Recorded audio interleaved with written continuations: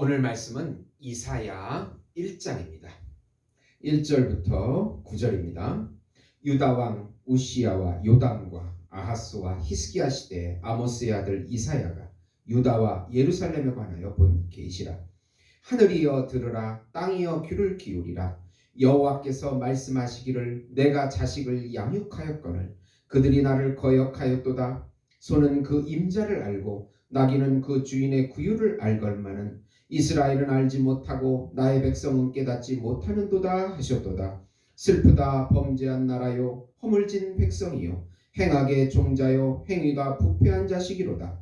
그들이 여호와를 버리며 이스라엘의 거룩한 일을 만홀히 여겨 멀리하고 물러갔도다.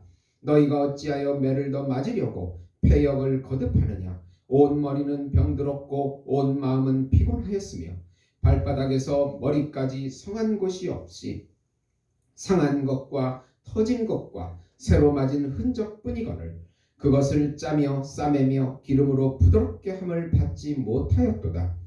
너희의 땅은 황폐하였고 너희의 성읍들은 불에 탔고 너희의 토지는 너희 목전에서 이방인에게 삼켜졌으며 이방인에게 파괴됨 같이 황폐하였고 딸 시온은 포도원의 망대같이 자매밭의 원두막같이 에워싸인 성읍같이 겨우 남았도다. 만군의 여호와께서 우리를 위하여 생존자를 조금 남겨두지 아니하셨다면 우리가 소돔 같고 고모라 같았으리로다. 아멘. 오늘 말씀은 이제 남유다의 선지자 이사야, 히스기야 시대부터 시작되는 이사야의 예언의 말씀입니다. 이사야는 타락한 유다를 고소하지만 다시 오실 메시아를 바라보면 구원받을 것이라는 또 심판과 구원을 같이 선포하고 있습니다. 사랑하는 성도 여러분, 복음은 기쁜 소식입니다. 왜 복음이 우리에게 기쁜 소식이 됩니까? 아담의 선악과 사건으로 하나님과의 생명이 떠나서 하나님과 분리돼서 스스로 생존해야 하는 그런 사람들에게 예수님의 죽음과 부활을 통해서 다시 예수님의 거룩한 영이 우리 안에 들어와서 하나님의 생명을 다시 얻게 해주시고 다시 하나님과 교제하게 해주신다는 소식이기 때문에 기쁜 소식입니다. 하나님이시며 하나님의 아들이시며 우주적인 왕이시며 우주적인 제사장이시며 우주적인 선지자이시고 우주적인 어린 양이시고 우주적인 참 인간이신 예수 안에서 천상적인 생명과 천상적인 안식과 천상적인 사랑과 천상적인 평강과 천상적인 행복과 천상적인 기업을 지금 여기서부터 영원히 누리며 하나님의 아들의 삶, 새로운 피조물의 삶을 살게 해주시겠다고 하는 소식이기 때문에 기쁜 소식입니다. 하나님과 분리됐을 때 자신이 주체가 되어서 거짓자의 삶을 살게 되는데 예수를 믿을 때 이 거짓자의 삶을 벗어나서 예수님이 주체가 되는 세자와 참자의 삶을 살게 해주시겠다는 소식이 바로 하나님 나라의 복음인 것입니다. 이 복음을 믿음으로 어떤 환경에서도 마음껏 누리시는 우리 성도 여러분이 되시기를 예수님의 이름으로 축원드립니다. 우선 하나님께서 재판관이 되시며 하늘과 땅은 증인이 되고 반역죄를 범한 유다 백성들을 피고로 불러내어 그들을 반역죄로 고소하십니다. 여호와 하나님이 부모가 되어서 자식처럼 키웠는데 반역했다고 1절에 말씀합니다. 부모인 하나님을 버린 행악의 종자요 행위가 부패한 자식이라고 4절에 말씀합니다. 부모인 여호와 하나님을 버린 대가는 만신창이가 되어 온 몸과 마음이 황폐해졌다고 말씀합니다.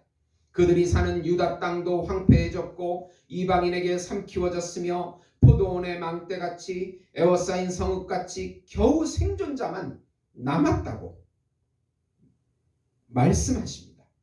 하나님을 버린 유다의 내적으로 외적으로 황폐한 삶을 고발하고 있는 것입니다. 하나님께서 정하신 한 분 메시아 예수님을 버리면 황폐한 자와 황폐한 환경 가운데 부모 없는 고아 같은 삶을 살게 되는 것입니다.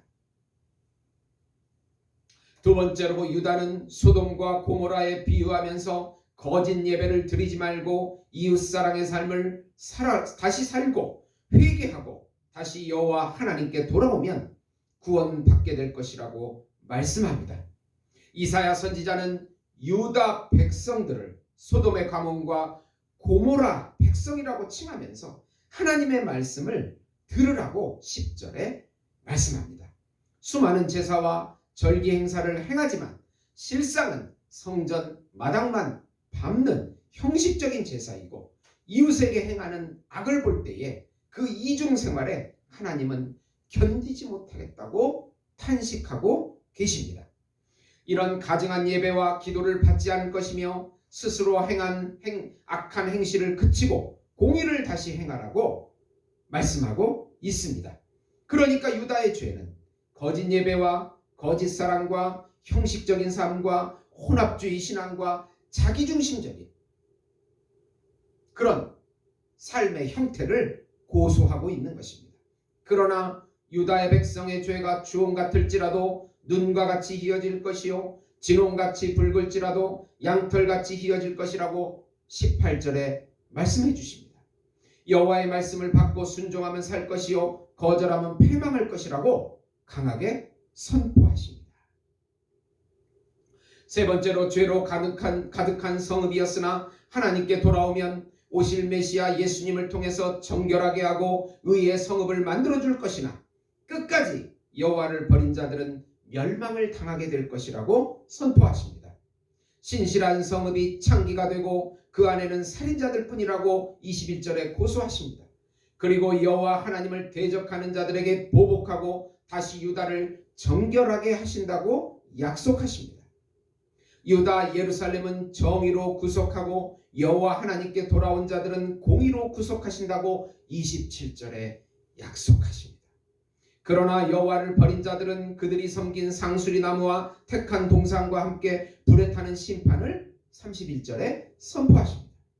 앞으로 오실 메시아 예수 안에서 구원과 심판이 성취되는 약속입니다. 여호와를 버리고 자기 중심과 거짓 우상의 삶을 살아가면 심판이에요. 하나님의 말씀을 받고 죄를 회개하고 오실 메시아 예수님을 믿고 그 안에 다시 새로운 삶을 살게 될 수 있다는 것입니다. 계시록 22장 13, 15절에 보시면 나는 알파와 오메가요 처음과 마지막이요 시작과 마침이라. 자기 두루마기를 빠는 자들은 복이 있으니 이는 그들이 생명나무에 나아가며 문들을 통하여 성에 들어갈 권세를 받으려 함이로다. 개들과 점술가들과 음행하는 자들과 살인자들과 우상숭배자들과 거짓말을 좋아하며 지어내는 자는 다 성 밖에 있으리라 라고 구원의 완성을 선포하고 계십니다.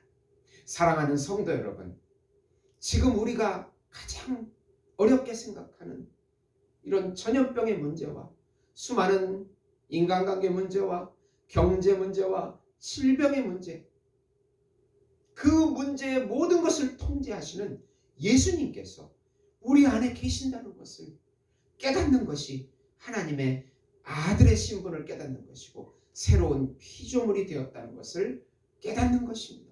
그 안에 있을 때 예수께서 산성이요 요새시요 반석이시요 집이시요 양식이시요 친구시요 친척이시요 부모가 되어주시고 우리의 전부가 되어주신다는 것입니다. 이것이 우리의 정체성이고 신분인 것입니다.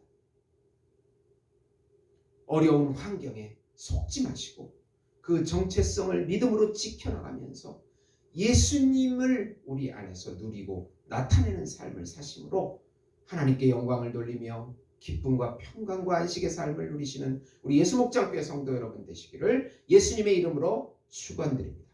성부 하나님께서 죄인인 우리들을 불쌍히 여겨주시오며 성령 하나님께서 연약한 저희들에게 능력으로 지혜로 덧입혀 주시고 성자 예수님께서 우리 죄를 사해 주시고 우리 안에 거하시면서 우리로 채워주셔서 우리로 나타내 주시옵소서. 예수님의 이름으로 기도드리옵나이다. 아멘.